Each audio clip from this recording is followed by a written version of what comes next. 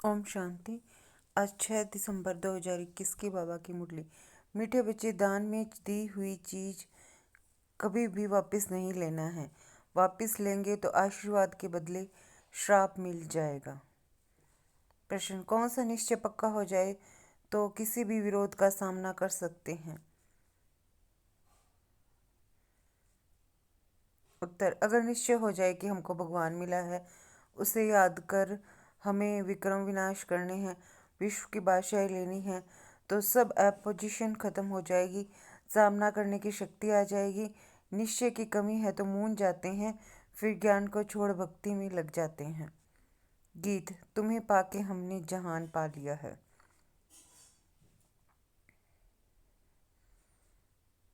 ओम शांति। यह गीत कौन सुनते हैं? बच्चे। बच्चे सुनते हैं, वही अर्थ को भी समझते हैं। प्रजा भी जो सुनती है वह भी विश्व का मालिक बनती है। जैसे भारतवासी सब कहते हैं हमारा भारत, वैसे यहाँ भी यथा राजा रानी तथा प्रजा सब समझते हैं विश्व के मालिक हैं। जैसे यूरोपवासी आए तो वह भी कहते थे हम हिंदुस्तान के मालिक हैं। उस समय फिर हिंदुस्तानी नहीं कहेंगे, हम हिंदू हम हिंदुस्तान के मालिक हैं।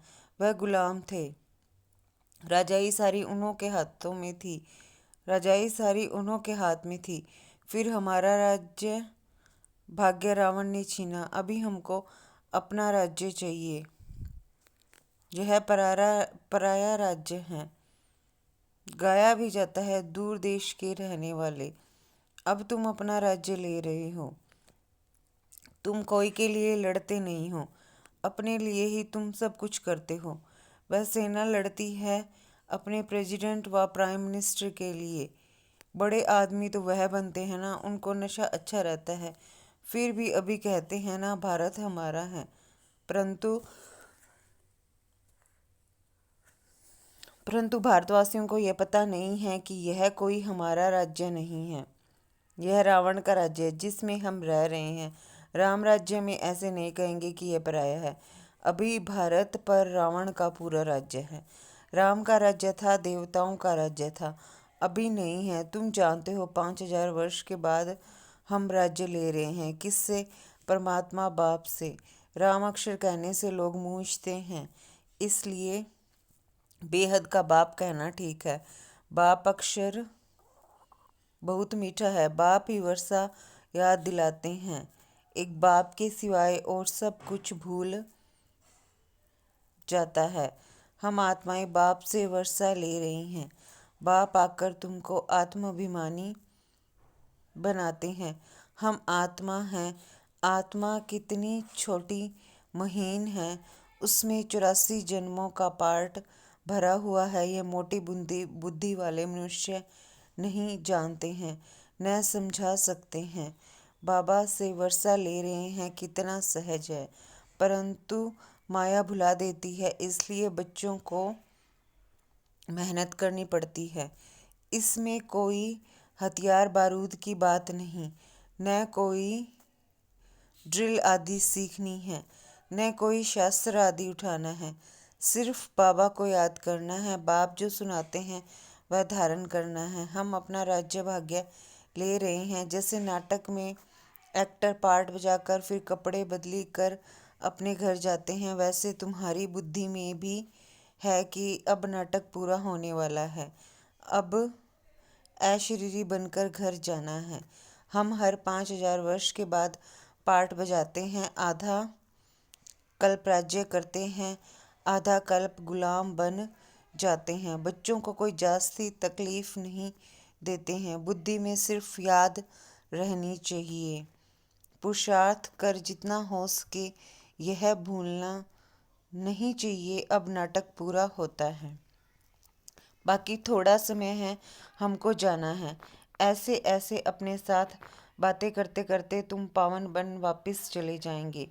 हर एक बच्चा जान सकता है कि मैं बाबा को कितना याद करता हूँ, चाहे कोई चार्ट लिखे या ना लिखे, परंतु बुद्धि में तो रहता है ना। तो सारे दिन में हमने क्या क्या किया। जैसे व्यापारी लोग अपनी मुरादी संभालते हैं रात्रि को, यह भी व्यापार है। रात्रि को सोने के समय जांच करते हैं, सारे दिन में बाप को कितना याद किया, कितनों को बाप का परिचय दिया। जो होशियार होते हैं उनका धंधा अच्छा चलता है। बुद्धू होगा तो धंधा भी ऐसे ही चलेगा। यह तो अपनी कमाई करनी है। बाप सिर्फ कहते हैं मुझे याद करो, चक्र को याद करो तो चक्रवर्ती राजा बनेंगे। इसमें टू मच आशाएं नहीं होनी चाहिए। गांव में रहने वालों को आशाएं कम रहती हैं, साहूकारों को बहुत होती हैं। वह अपनी गरीबी में ही खुश रहते हैं, रोटला खाने पर हिर जाते हैं, सूखे रोटे खाने की आदत पड़ जाती है। साहूकारों में इच्छाएं बहुत होती हैं, माँ बाप को ही तंग कर देते हैं। बाबा अनुभवी हैं, गरीबों पर रहम भी आता है।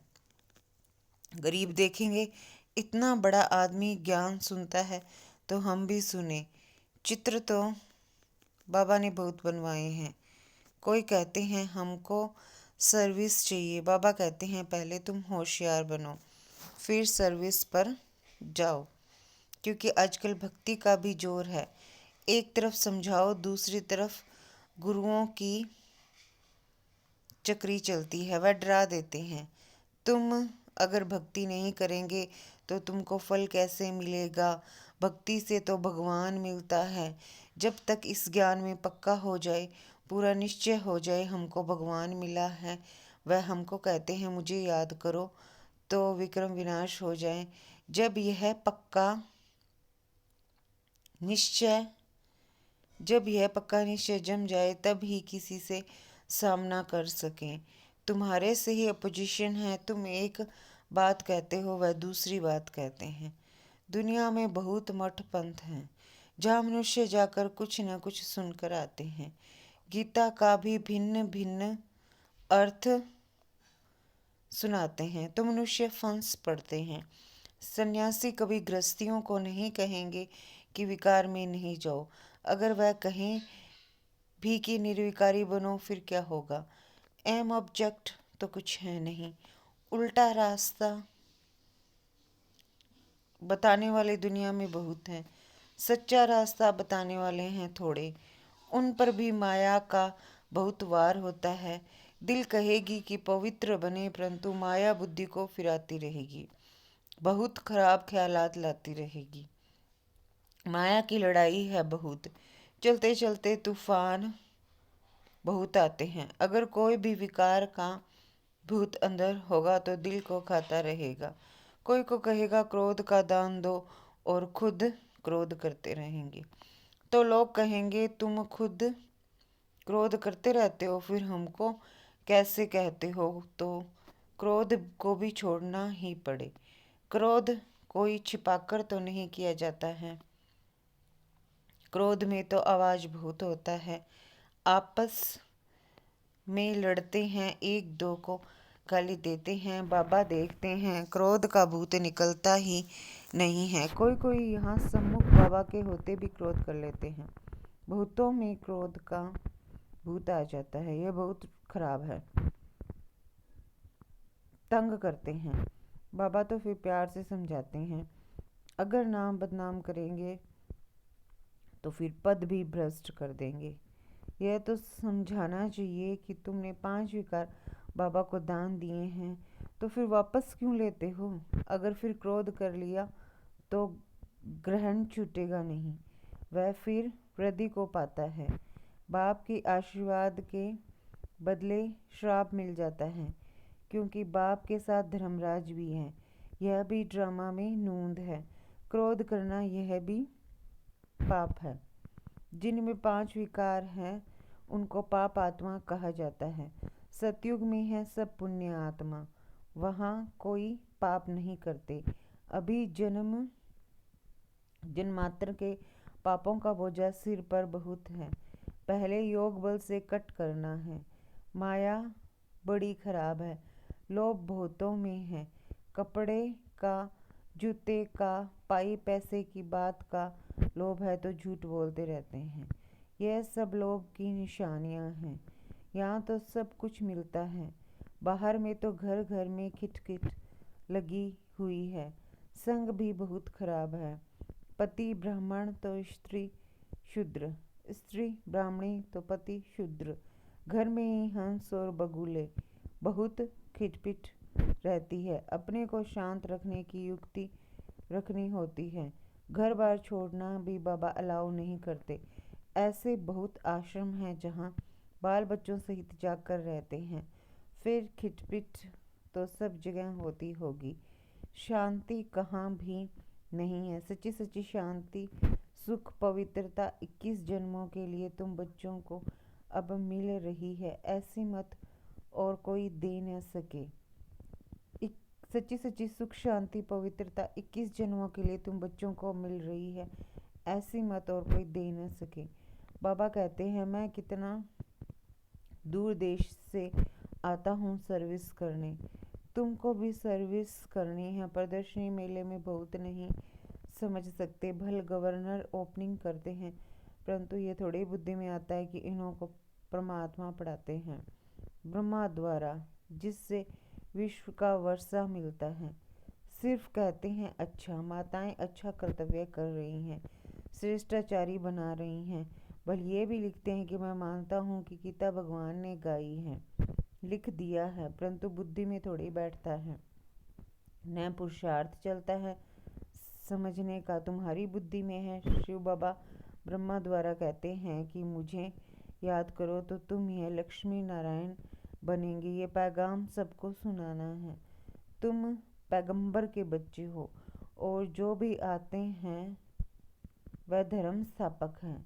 तुम सबको यह मैसेज सुनाओ कि बाबा स्वर्ग नई दुनिया की स्थापना कर रहे हैं। बाबा कहते हैं, अगर तुम मुझे याद करेंगे और पवित्र रहेंगे तो तुम भी स्वर्ग के मालिक बन जाएंगे। घड़ी घड़ी यह ख्यालात चलने चाहिए। कच्ची अवस्था होने के कारण धंधे धोरी में जाते हैं तो सब कुछ भूल जाता है।